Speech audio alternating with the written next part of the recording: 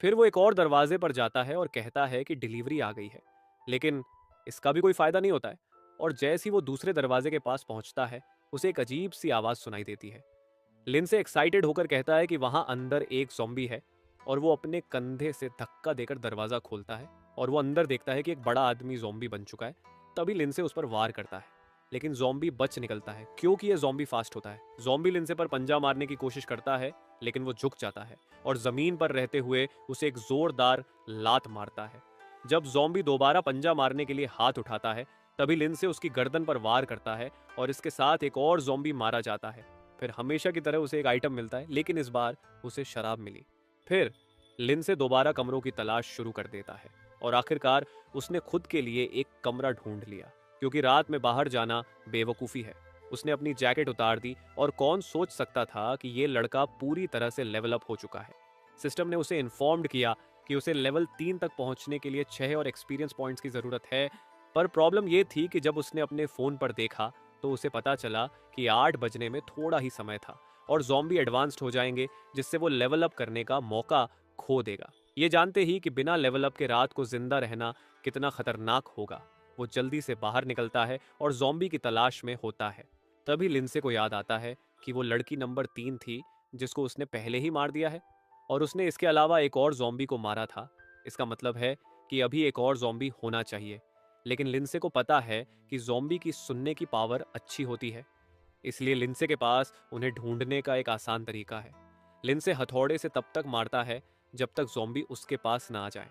तभी लिंसे को फिर से एक आवाज़ सुनाई देती है, जो कमरे के पीछे से आ रही होती है। वो अंदर जाकर देखता है कि कमरा खाली है, लेकिन फिर उसे वेंट से एक आवाज़ आने लगती है।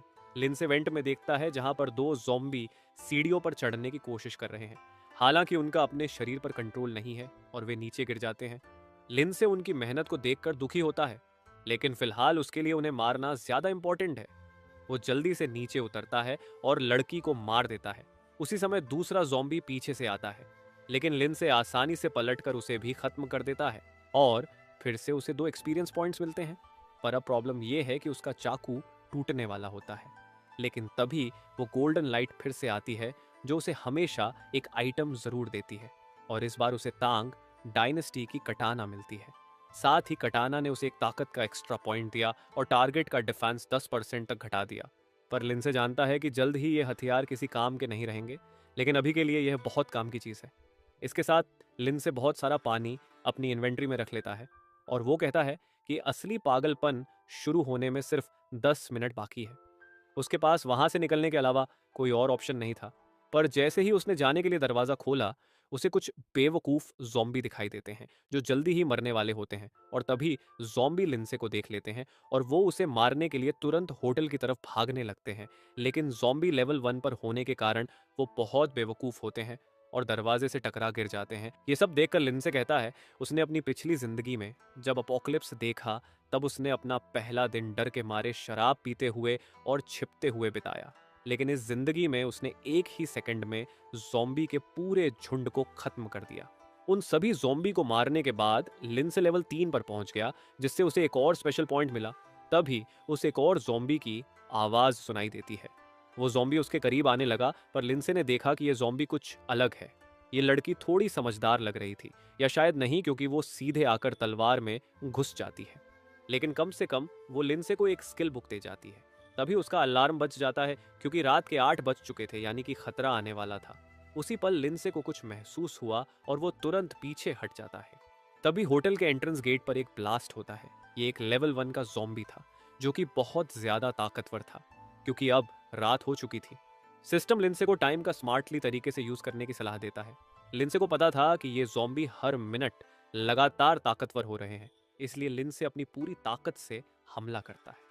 लेकिन अपग्रेडेड तलवार के बावजूद भी वो ज़ॉम्बी के शरीर में फंस जाती है, जिसे देखकर लिंसे अपनी पूरी ताकत से तलवार को बाहर निकालने की कोशिश करने लगता है, लेकिन इससे कुछ नहीं होता। लिंसे यह देखकर तुरंत पीछे हट जाता है। लेकिन सबसे खराब बात यह है कि अब उसके पास सिर्फ एक छोटा हथौड़ा बचा है, इसलिए वो उसे बूमेरंग की तरफ फेंक देता है, जिससे वो सीधे जाकर ज़ॉम्बी को लगता है। उसी समय लिंसे अपनी तलवार को पकड़कर खींचता है और फिर से वार करता है और ज़ॉम्बी का पूरा शरीर काट देता है। लेकिन फिर भी उस ज़ॉम्बी को कुछ नहीं होता।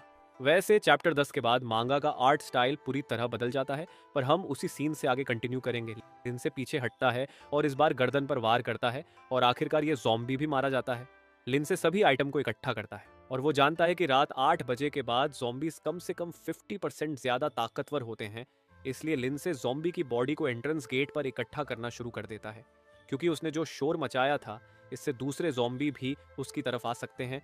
इसके साथ लिंसे एक तरह का मैजिक सर्कल एक्टिवेट करता है, जिससे अगर कोई ज़ॉम्बी उसके पास आएगा तो ये सर्कल लाल हो जाएगा और अब आखिरकार वो आराम कर सकता है। फिर नहाने के बाद वो उन 4 बक्सों को खोलता है जो उसे मिले थे। उन बॉक्स में उसे एक नाइट रिंग और एक बोतल मिनरल वाटर और 2 आइज ऑफ अप्रूवल मिलती है। नाइट रिंग जो एजिलिटी को 1 से बढ़ाती है और उसकी मौजूदगी को 30% तक कम करती है। पर अब ये देखने का समय था कि उसे उस स्किल बुक से क्या स्किल मिलेगी। सिस्टम उसे बधाई देता है और बताता है कि इस दुनिया में कोई भी अनलिमिटेड स्किल्स हासिल कर सकता है, लेकिन ऐसा करना मुश्किल है, क्योंकि इनमें से एक भी किताब हासिल करना बहुत मुश्किल होता है। आमतौर पर लेवल 10 से 80 के बीच लोग 3 स्किल्स हासिल कर पाते हैं, पर सबसे खराब बात यह है कि इनमें से कई भी स्किल्स उन लोगों के लिए सुटेबल नहीं होती जो उन्हें हासिल करते हैं। पिछली दुनिया में स्किल्स के गॉड के तौर पर माने जाने वाले इंसान के पास 10 साल की अपोकलिप्स की लड़ाई के बाद 25 स्किल्स थी। लेकिन इन सब में सबसे इंपॉर्टेंट बात यह है कि आप जो स्किल हासिल करते हैं वो कितनी अच्छी होती है। जो स्किल लिंसे को मिली वो है बूमेरैंग स्लैश स्किल। इसका मतलब है कि वो अपने हथियार को दुश्मनों पर फेंक कर उन्हें मार सकता है, जिससे एक 120% डैमेज होता है। लिंसे एक्साइटेड होता है क्योंकि सबसे अच्छी स्किल्स हमेशा डैमेज देने वाली होती है। हालांकि फिलहाल इसका कूल डाउन लंबा है, लेकिन जैसे जैसे उसकी स्किल बढ़ेगी इसका कूल डाउन टाइम कम हो जाएगा। सिस्टम पूछता है कि क्या वो इस स्किल को सीखना चाहता है। जाहिर है लिंसे इसे तुरंत एक्सेप्ट कर लेता है और स्किल को चेक करने का फैसला लेता है, लेकिन जैसे ही वो खड़ा होता है उसका पेट आवाज करने लगता है। लिंसे सोचता है कि पहले उसे कुछ खा लेना चाहिए। किस्मत से उसकी इन्वेंट्री में बहुत सारा सामान था। लिंसे खाना खाते हुए कहता है कि यह खाना किसी 5 स्टार रेस्टोरेंट से कम नहीं है। वैसे मुझे लगा तो नहीं था, लेकिन इसने सब कुछ अरेंज करके रखा है। टेबल भी साफ है। लिंसे चांद को देख रहा होता है।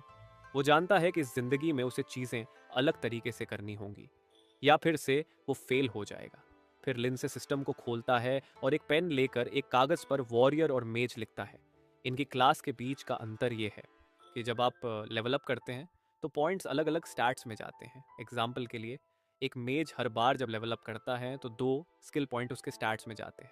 इसके अलावा इनमें ऐसी सीक्रेट टेक्निक है, जैसे कि एक गोस्ट जो आमतौर पर 100 में से एक इंसान को ही मिलती है, लेकिन अपनी पिछली जिंदगी में ज्यादा जानकारी के बिना भी उसने इसे बड़ी आसानी से हासिल कर लिया था।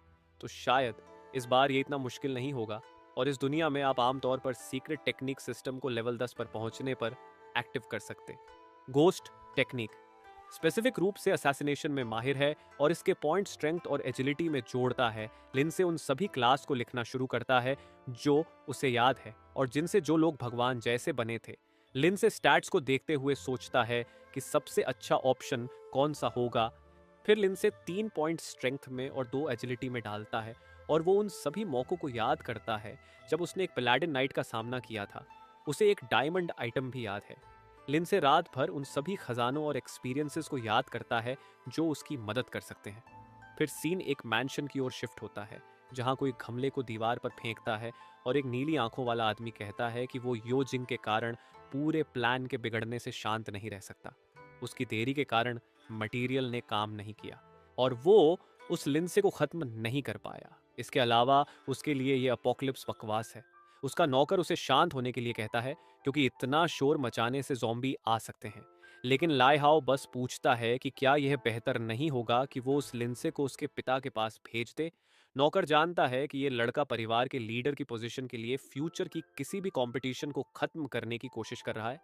पर प्रॉब्लम यह है कि इस अपोकलिप्स की शुरुआत के साथ उसे अपनी पर्सनालिटी को कंट्रोल्ड करना होगा, वरना इसे नुकसान उठाना पड़ेगा। लाइहाओ फिर पूछता है कि क्या उसके पिता की भाड़े की टीम उसे ढूंढने के लिए नहीं आ रही है। एक बार वो टीम अमोडो शहर में पहुंच गई तो वो उनसे मिल सकता है। बाद में वो उस योजिंग को ढूंढने वाला है। भले ही वो मर चुकी हो, लेकिन उसकी लाश लिंसे को दिखाकर दुखी करने वाला है। नौकर कहता है कि यह सब पॉसिबल है क्योंकि भाड़े के लोग उसके ऑर्डर मानने के लिए ट्रेंड है। वैसे सोचकर देखो कि ये कितना एक्साइटेड हो रहा है। इस बीच हम लिंसे को देखते हैं, जो होटल के बाहर जाता है और जैसे कि उम्मीद थी बाहर बहुत ज्यादा ज़ॉम्बी होते हैं, लेकिन दिन की रोशनी में ज़ॉम्बी काफी कमजोर होते हैं। इसलिए लिंसे अपनी तलवार को निकालता है और बूमेरंग स्लैश का यूज करता है, और इस तरह वो शहर में कई ज़ॉम्बी को मार देता है जब तक कि वो लेवल 4 तक नहीं पहुंच जाता है। और ऊपर से उसकी स्किल और उसकी तलवार का कॉम्बिनेशन परफेक्ट है। पर सिर्फ एक प्रॉब्लम है, और वो है लंबा कूल डाउन, जो उसका काफ़ी टाइम बर्बाद कर देता है। फिर उसने डिसाइड किया कि अब सबसे इम्पोर्टेंट काम करने का टाइम आ गया है। जाहिर है उसने सारे बॉक्स खोलने का फैसला लिया जो उसे मिले थे। उनमें से एक में एक स्पेशल आइटम है, जो एक ब्रॉन्ज आइटम था, जो कि इक्विपमेंट को अपग्रेड करता है। लिन से एक्साइटेड हो जाता है और तुरंत उस आइटम का इस्तेमाल अपनी तलवार पर करता है, जिससे वो एक टैंक सोर्ड +1 बन जाती है। अब ये दुश्मन के डिफेंस को 10% की बजाय 15% ज्यादा डैमेज देगी। साथ ही जो पॉइंट उसने कमाए थे वो तुरंत ताकत में डाल दिए, और पास के एक बॉक्स में उसे खुद को छुपाने वाला एक मास्क मिलता है। ये मास्क उसे 30 मिनट के लिए अपना लेवल और उसकी बेसिक इन्फॉर्मेशन छुपाने की परमिशन देता है, जिसे वो दिन में 2 बार यूज कर सकता है। लिंसे कहता है कि ये बहुत यूजफुल आइटम है। वो इसे पहनता है और सिस्टम उसे बधाई देता है। फिर लिंसे इन ज़ॉम्बीज को मारकर जमीन पर किसी आलसी आदमी की तरह लेट जाता है। लिंसे को पता है कि उसे आराम करना होगा ताकि वो रात होने से पहले लेवल 5 तक पहुंच जाए। साथ ही लिंसे एक खास जगह पर जाने की सोच रहा है। जाहिर तौर पर वो उस लेजेंडरी डंजन के बारे में बात कर रहा है। ये डंजन नॉर्मल डंजन से थोड़ा यूनिक होते हैं, क्योंकि इसमें एक ही बार जाया जा सकता है और उनमें ज्यादा बेटर आइटम मिल सकते हैं। लेकिन अभी के लिए वो लिची विलेज की तरफ जाता है, और उसने एक प्रिसाइज वॉच निकाली और तुरंत उसे पहन लिया। इसके साथ उसने कुछ और ज़ॉम्बी को खत्म करते हुए आगे बढ़ना जारी रखा। गांव में चलते हुए लिंसे ने देखा कि पूरा गांव खाली था। तभी उसने एक दरवाजा देखा जिस पर एक मैसिव लॉक है, लेकिन लिंसे की तलवार के बस एक ही वार ने उसे काट दिया। वो घर में एंटर करता है और कमरों को चेक करने लगता। फिर एक दरवाजे के पीछे उसने कुछ अजीब देखा। उसने धीरे से दरवाजा खोला और उसी वक्त एक हाथ उसकी ओर आया, लेकिन लिंडसे ने अपनी छोटी तलवार और अब लेवल 5 के साथ उसने आसानी से उस हाथ को काट दिया। लेकिन तभी उसे कुछ अजीब लगा। उसने जब बगल में देखा तो एक और हाथ दरवाजे से आ रहा था। ज़ॉम्बी पागल हो गया और दरवाजे को तोड़ते हुए बाहर आया, लेकिन लिंडसे शांत रहा और उसे आसानी से मार दिया। फिर वो घर को देखने लगा। तभी पीछे की ओर उसने एक लड़की को एक फैमिली फोटो में देखा। अगर मैं गलत नहीं हूं तो शायद ये ग्याऊ है जिसे पहले दिखाया गया था। फिर लिंसे कॉरिडोर में चलते हुए कहता है कि इस दुनिया में किसी के लिए दया नहीं दिखानी चाहिए। तभी लिंसे सिस्टम को खोलता है ताकि थोड़ा खाना ले सके, और हमेशा की तरह वो आराम से बैठकर खाना खाने लगता है।